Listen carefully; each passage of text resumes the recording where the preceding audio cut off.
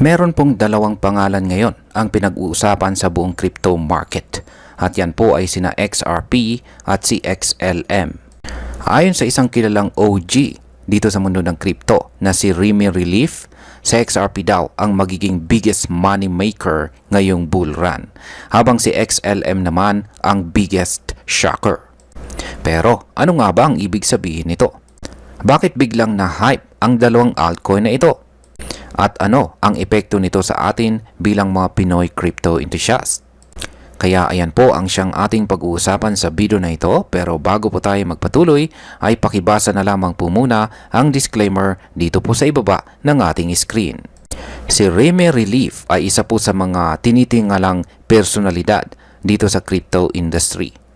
Isa po siyang veteran voice na matagal nang nagbibigay ng prediction tungkol sa galaw ng market. At ngayong July 2025 ay binalikan po niya ang kanyang early year prediction na sina XRP at XLM ang magiging pinaka-critical na crypto sa kasalukuyang bull cycle. Ayon sa kanya, si XRP ang magiging biggest money maker habang si XLM ang biggest shocker. At kung titignan po natin ang galaw ng presyo nitong nakaraang linggo, mukhang may basihan ang kanyang sinasabi. Ano po ang naging performance ni na XRP at XLM ngayong linggo?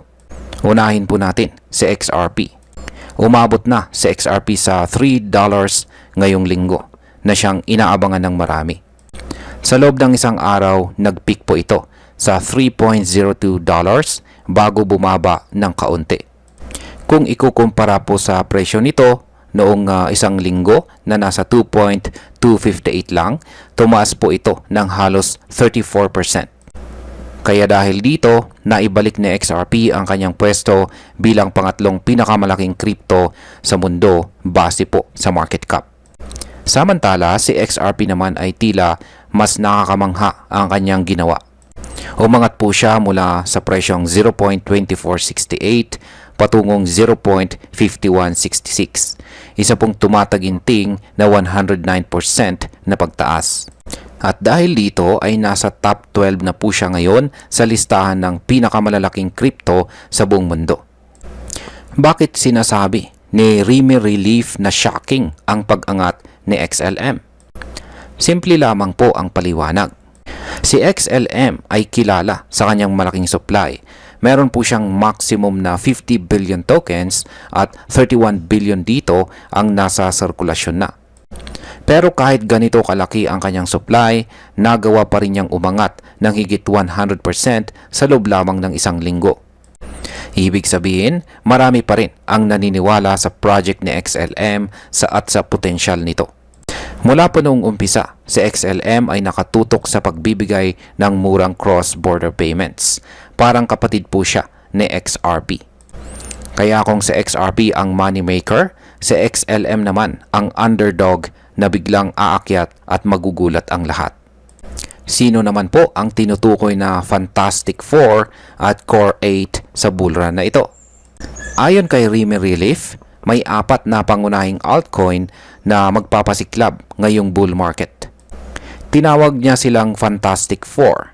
Yan po ay sina XRP, XLM, XDC at si Hedera or HBAR. Lahat ng ito ay may enterprise level utility. Ibig sabihin ay ginagamit po sa tunay na mga system ng global finance. Halimbawa si HBAR ay umangat din ng higit 50% ngayong linggo. Ang mga coin na ito ay hindi lang basta meme or hype. May tunay po na gamit sila sa likod ng blockchain. Kasama rin sa Core 8 ang mga batikang pangalan gaya ni na Bitcoin, Ethereum, Chainlink, Dogecoin at Solana. Pero si Remy ay nakatutok pa rin kina XRP, XLM, BTC, ETH at Solana bilang haligi ng kasalukuyang bull cycle. Ano po ang dapat nating tandaan sa gitna ng bullish momentum? Sabi po ni Remy, hindi sapat na bumili ka lang at umasa sa presyo. Mahalaga rin na ilagay mo ang ilang crypto mo sa cold storage. Ito po yung mga wallet na hindi konektado sa internet.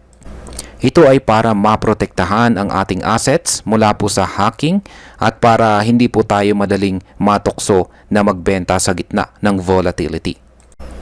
Ito rin ay paraan para manatiling nakatutok sa long-term gains kaysa sa paghabol ng short-term profit na madalas nauuwi sa losses. Kung tayo ay mag-iingat, magre-research at hindi padadala sa hype, malaki po ang chance natin na makinabang sa kasalukuyang galaw ng market. Sa pagtaas ni na XRP at XLM, marami sa atin ang pwedeng magkaroon ng second chance para mag-build ng yaman gamit ang crypto. Pero tandaan natin, hindi ito sugal. Kailangan po ng tamang kaalaman, matibay na disiplina at maingat na plano. Ang pagtaas ni XRP at XLM ay hindi garantiya ng instant na yaman. Pero ito ay oportunidad na maaring magdala sa atin ng mas magandang kinabubukasan kung gagamitin natin ng tama. At bilang panghuli, ang masasabi ko po tungkol dito sa prediction ni Remy Relief ay kapanipaniwala naman ang kanyang mga sinasabi. Ang kombinasyon po ng real-world utility, matagal ng track record at lumalakas na adoption ay sapat na dahilan para bantayan sina XRP at XLM. Si XRP ay matagal ng kaagaw sa spotlight, pero tila ngayon lang siya mukhang nakakabawi. Si XRP naman, ang tahimik na gumagawa ng trabaho sa likod ng eksena, ay unti-unti nang napapansin. Magandang tanda ito para sa mga gustong pumasok habang maaga pa. Kaya kung ako sa inyo, bantayan ninyo ang galaw ng market, aralin ang mga project na ito at huwag kalimutang mag-take profit sa tamang panahon. At ayan, hanggang dito na lamang po tayo sa video na ito mga ka-crypto. Marami pong salamat sa panonood, ingat po tayo lagi at God bless po sa ating lahat.